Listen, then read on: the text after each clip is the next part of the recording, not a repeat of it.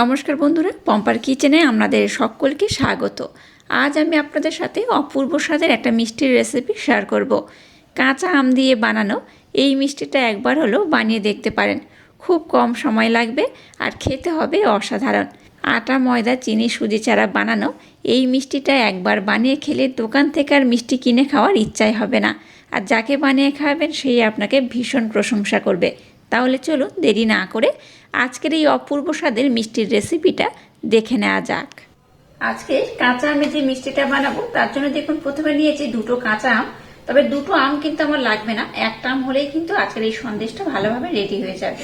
তো প্রথমে কি করব, একটা আমের খোসা আমি খুব ভালোভাবে ছাড়িয়ে নেব। এখন বাজারে প্রচুর পরিমাণে কিন্তু কাঁচা আম পাওয়া যাচ্ছে, আর এই কাঁচা আম দিয়ে নানা ধরনের রেসিপি আমি আপনাদের সাথে শেয়ার করব। আশা করছি আপনাদের ভীষণ ভালো লাগবে।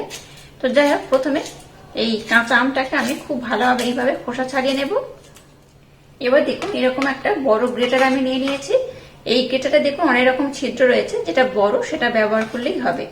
প্রথমে কি করব, এই আমটাকে খুব ভালোভাবে গ্রেট করে নেব। দেখুন সম্পূর্ণ আমটাকে আমি খুব সুন্দর করে গ্রেট করে নিয়েছি, দেখে বুঝতেই পারছেন। এবার একটা মিক্সির জার নিয়েছি, আমগুলোকে একেবারে আমি মিক্সির জারের মধ্যে দিয়ে দিলাম। এবারে আমের মধ্যে দিয়ে দেব ব্লেন্ড করে নেওয়া মিছরি। আপনারা চাইলে মিছরির পরিবর্তে এখানে চিনিও অ্যাড করতে পারেন। মিষ্টির পরিমাণটা আপনারা আপনাদের পছন্দ মতো দেবেন।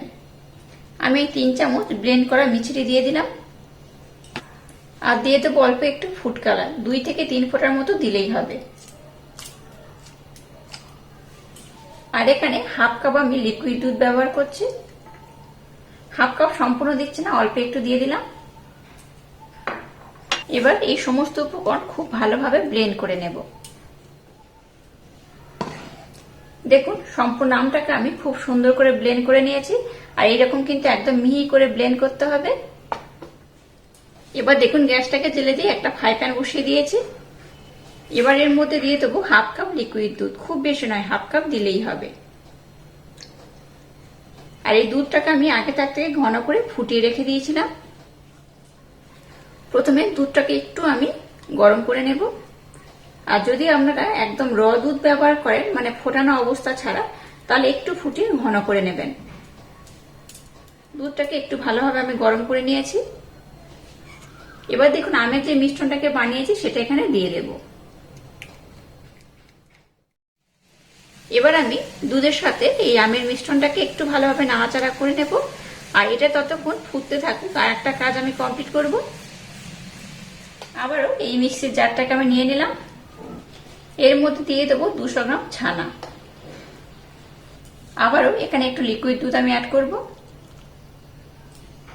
আবারও ব্লেন্ড করা মিছরি এখানে আমি 1 চামচ দিয়ে দেব।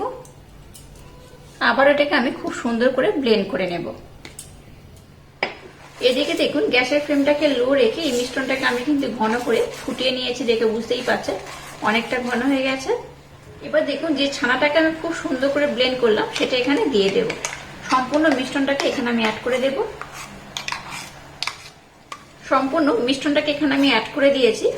এবার আমি এই মিশ্রণের সাথে এই আমের মিশ্রণটাকে খুব ভালোভাবে কিন্তু মেখে নিতে হবে, বা এইভাবে সুন্দর করে কিন্তু নাড়াচাড়া করতে হবে। তাতে করে সম্পূর্ণ মিশ্রণটা কিন্তু একদম একই রকম হয়ে যাবে। আর কালারটা দেখুন কত সুন্দর হয়েছে। ফুড কালার পরিমাণটা খুব বেশি দেবেন না, অল্প করেই দেবেন। আর যদি কেউ মনে করেন ফুড কালার দেবেন না, তাতে করে অ্যাভয়েডও করতে পারে। যেহেতু আম দিয়ে বানানো, তাই ফুড কালার একটু দিলে কালারটা দেখতে ভালো হবে। আর যদি আমরা না চান, নাও ব্যবহার করতে পারেন। যাই হোক, এবার এই মিশ্রণটাকে কন্টিনিউ এইভাবে অনবরত কিন্তু নাড়াচাড়া করব। করতে করতে দেখবেন এটা অনেকটাই ঘন হয়ে যাবে, অনেকটাই টাইট হয়ে যাবে। তো আমার কিন্তু মিশ্রণটা ওই রকমই দরকার। তো গ্যাসের ফ্লেমটাকে একদম লো করে এটাকে এইভাবে কন্টিনিউ নাড়াচাড়া করব। তাতে করে মিশ্রণটা অনেকটাই কিন্তু ঘন হয়ে যাবে। আর কতটা ঘন করে বানালে এই রেসিপিটা একদম পারফেক্ট হবে আমি আপনাদের বলে দেব। তো এটা ততক্ষণ হতে থাকুক। দেখুন মিশ্রণটাকে কন্টিনিউ নাড়াচাড়া করতে করতে কতটা ঘন হয়ে গেছে দেখে বুঝতেই পারছেন। এটাকে কিন্তু এইরকম ঘন করে বানাতে হবে, তাতে করে আজকে যে মিষ্টিটা বানাবো পারফেক্ট হবে, দেখতেও সুন্দর হবে, খেতেও কিন্তু খুবই অপূর্ব হবে। এইভাবে একবার কাঁচা আমের সন্দেশ বানিয়ে খেলে আপনাদের বারবার বানাতে ইচ্ছা করবে। এটাকে আর খুব বেশি কিন্তু ঘন করা যাবে না, বা আর খুব বেশি টাইট আমি করব না। খুব বেশি যদি টাইট করি এটা কিন্তু ঠান্ডা যখন হবে তখন অনেকটাই জমে যাবে। আর একটু এরকম নরম করে নামালে বা একটু নরম করে রাখলে তাহলে মিষ্টিটা যখন বানাবো একদম পারফেক্ট হবে, একটু নরম নরম হবে, খেতেও ভালো লাগবে। ছানার যে কোনো মিষ্টি একটু নরম নরম হলে খেতে বেশি ভালো লাগে, তাই এটাকে আমি কিন্তু আর বেশি ঘন করব না, এটা এইরকমই থাকবে। এবার আমি গ্যাসটাকে বন্ধ করে দেব। এর মধ্যে মিশ্রণটাকে আমি দিয়ে দেব।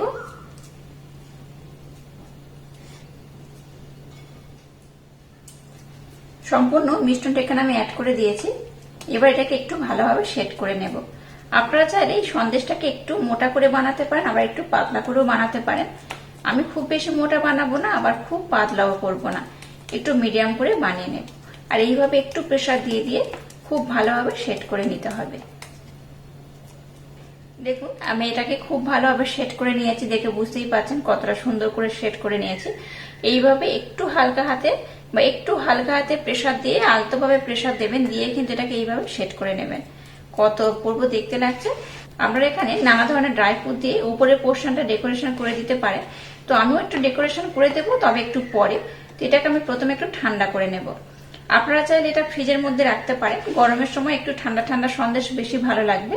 তো প্রথমে কি করবেন, আমি এটা ফ্রিজে রাখবো, তবে প্রথমে রুম টেম্পারেচারে রেখে একটু ঠান্ডা করে নেব। তারপর ফ্রিজের মধ্যে রেখে আমি একটু ঠান্ডা করব, তাতে করে দেখতেও ভালো লাগবে, খেতেও খুব সুন্দর লাগবে। আর গরমের সময় যে কোনো সন্দেশ বলুন বা মিষ্টি বলুন, একটু ঠান্ডা ঠান্ডা খেতে সবাই বেশি পছন্দ করে। তো যাই হোক, খুব কম সময়ে আপনারা এই মিষ্টিটা বানিয়ে অতিথি আপ্যায়ন করতে পারবেন। এটাকে আমি একটু ঠান্ডা করে নেব, তারপর আমি আপনাদের দেখাবো এই মিষ্টিটা কত সুন্দর হয়েছে। দেখুন মিষ্টিটাকে আমি খুব সুন্দর করে রেডি করে নিয়েছি, আর এটাকে আমি 15 মিনিটের জন্য নর্মাল ফ্রিজে রেখে দিয়েছিলাম। তাতে করে দেখুন খুব সুন্দরভাবে এটা শেড হয়ে গেছে, দেখে বুঝতেই পারছেন কতটা সুন্দরভাবে শেড হয়ে গেছে। এবার এটাকে আমি কেটে নেব। প্রথমে এটাকে আমি 3 টুকরো করে কাটবো। আর দেখুন কত সুন্দরভাবে এটা শেড হয়েছে। কাঁচা আম দিয়ে এইভাবে একবার সন্দেশটা বানিয়ে দেখবেন, বাচ্চা থেকে বড় সবাই ভীষণ পছন্দ করবে আর খুব মজা করে খাবে। আর এইভাবে একবার বানিয়ে খেলে বারবার বানাতেও বলবে। যাই হোক, কাঁচা আমের সিজনে কাঁচা আম দিয়ে নানা ধরনের রেসিপি বানানো যায়, তো সেগুলো আমি আপনাদের সাথে একের পর এক শেয়ার করবো। আশা করছি আপনাদের ভীষণ ভালো লাগবে। আর এই সন্দেশটা এতটাই অপূর্ব খেতে হয়, আপনাদের দোকান থেকে কোনো মিষ্টি আর কিনে খাওয়ার ইচ্ছাই হবে না। উপর থেকে একটু আমি কেশর এইভাবে দিয়ে দেব। এইভাবে একটু কেশর দিলে দেখতে ভালো লাগবে। আপনারা অন্যান্য ড্রাই ফ্রুট এখানে অ্যাড করতে পারেন। আমি একটা মিষ্টি আপনাদের উঠিয়ে দেখাচ্ছি, দেখুন কত সুন্দরভাবে এটা শেড হয়েছে। এই দেখুন কত সুন্দরভাবে এটা উঠে গেল, দেখে বুঝতেই পারছেন কতটা অপূর্ব হয়েছে। আমি একটা মিষ্টি আপনাদের কেটে দেখাচ্ছি, দেখুন কতটা অপূর্ব হয়েছে আর কতটা দানাদার হয়েছে।